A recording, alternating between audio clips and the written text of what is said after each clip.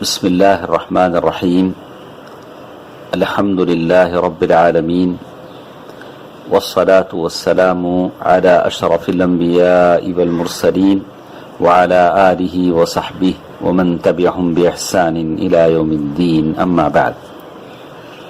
محترم حضرات و خواتین، دلوں کے اعمال کی اس گفتگو میں ہم اخلاص کے تعلق سے کچھ باتیں پڑھ رہے ہیں۔ اخلاص آدمی کو مشکلوں اور تکلیف کی گھڑیوں میں آدمی کو نجات دیتا ہے۔ بالکل آج لاک ڈاؤن کے اس دور میں جن مشکلوں سے ہم گزر رہے ہیں، ان مشکلوں سے نجات پانے کی بس ایک ہی راہ ہے کہ ہم اخلاص کو اپنا لیں، اور ان حالات میں اگر ہم مخلص ہو جاتے ہیں تو ہماری تکلیفوں کی بعد راحت آ جاتی ہے، اور ان غم زدہ دلوں کو اللہ تبارک و تعالی فرحت اور سرور عطا فرماتے ہیں۔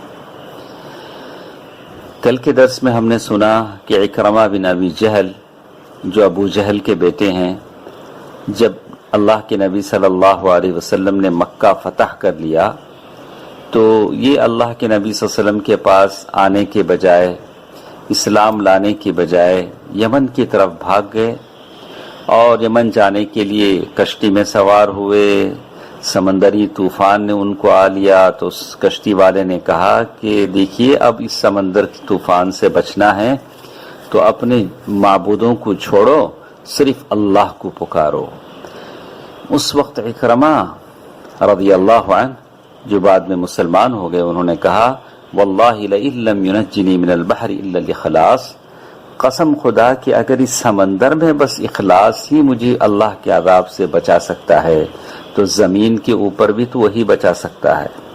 پھر انہوں نے عہد کیا، وعدہ کیا اللہ تعالیٰ سے کہ اے اللہ، اگر تو مجھے اس طوفان سے بچا کر نکال لے تو میں اللہ کے نبی صلی اللہ علیہ وسلم کے پاس جاؤں گا اور ان کے ہاتھ پر ہاتھ رکھ کر مسلمان ہو جاؤں گا، اور مجھے یقین ہے کہ میں اس کو بہت بخشنے والا ہے، بہت معاف کرنے والا پاؤں گا۔ تو وہ آئے اور پھر وہ مسلمان ہو گئے۔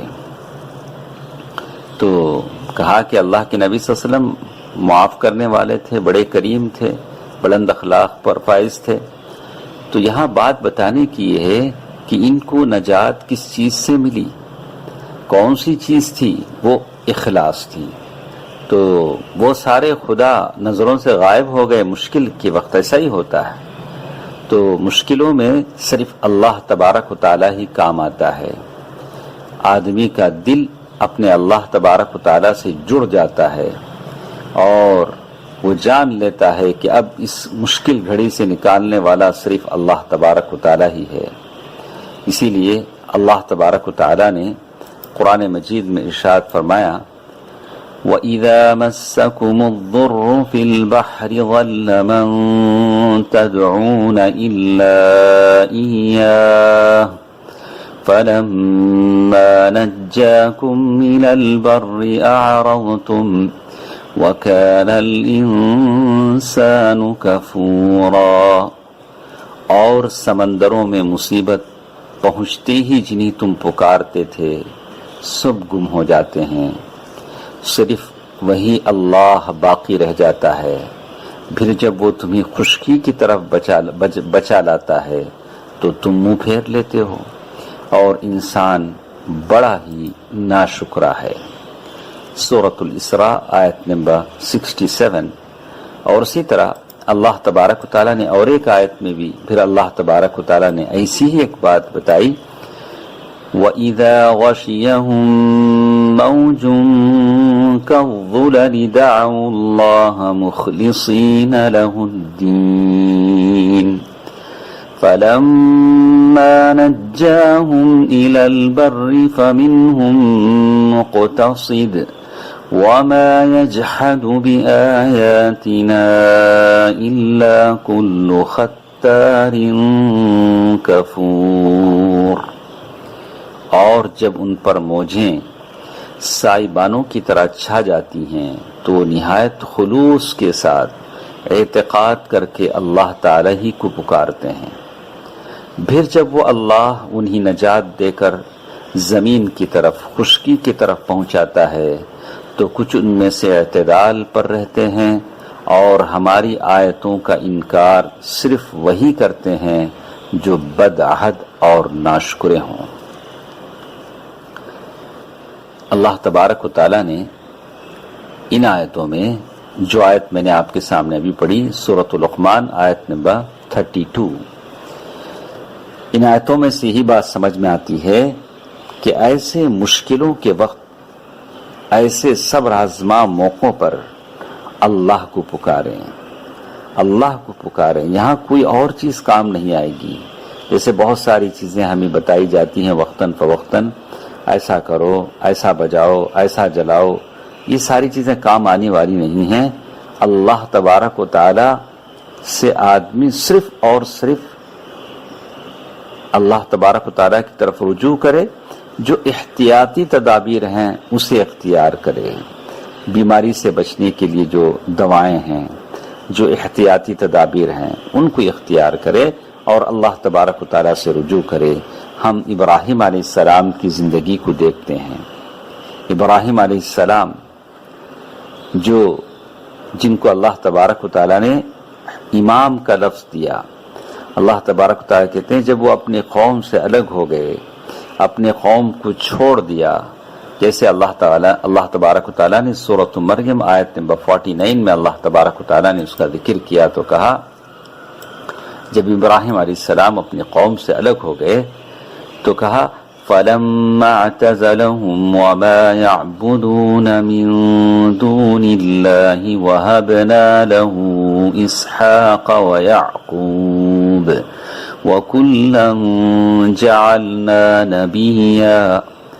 جب ابراہیم علیہ السلام ان سب کو اللہ اور اللہ کے سوا ان کے سب معبودوں کو چھوڑ چکے تو ہم نے انہیں اسحاق اور یعقوب علیہ السلام عطا فرمائے اور دونوں کو نبی بنا دیا۔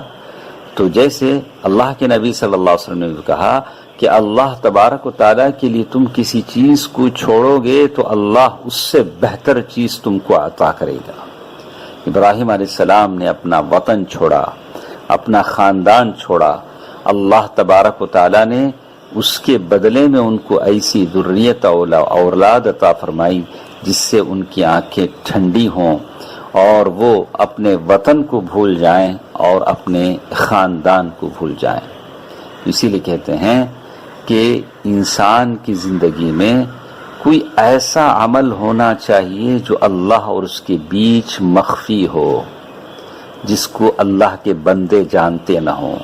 تو چلیے انشاءاللہ کل کے درس میں ہم سنیں گے کہ اللہ اور آپ جس چیز کو جانتے ہیں وہ ایک ایسا بھید ہے، ایسا عمل آپ کا ہونا چاہیے جو صرف اللہ تبارک و تعالی جانے، آپ کے اور دوسرے لوگ اس کو نہ جانیں، صرف آپ جانیں اور آپ کا اللہ جانے۔ ایسا کوئی عمل آپ کی اور میری زندگی میں ضرور ہونا چاہیے۔ اسی کو کہا فَالْعَبْدُ إِنْ كَانَ لَهُ خَبِيئَةٌ مِّنْ عَمَلٍ صَالِحٍ۔ بندے کے نیک اعمال میں سے کچھ ایسے اعمال ہونی چاہیے جو چھپے ہوئے ہونی چاہیے، چاہے وہ نمازیں ہوں، صدقہ ہو، کوئی نیکی ہو جس کو لوگ جانتے نہ ہوں۔ بس آدمی کا وہ عمل جو چھپا ہوتا ہے اس کا کیا فائدہ ہوتا ہے، انشاءاللہ کل کے درس میں ہم سنیں گے۔ اللہ تبارک و تعالی جو بھی ہم سنتے ہیں اس پر عمل کرنے کی توفیق دے۔ میں جتنے حضرات یہ باتیں سنتے ہیں ان سے کہوں گا کہ اسے اپنے دوستوں تک پہنچائیں تاکہ اس خیر میں آپ بھی شریک ہو جائیں۔ اللہ تعالی ہم تمام کے اعمال کو قبول فرمائے، عافیت عطا فرمائے، آمین۔ والسلام علیکم ورحمۃ اللہ وبرکاتہ۔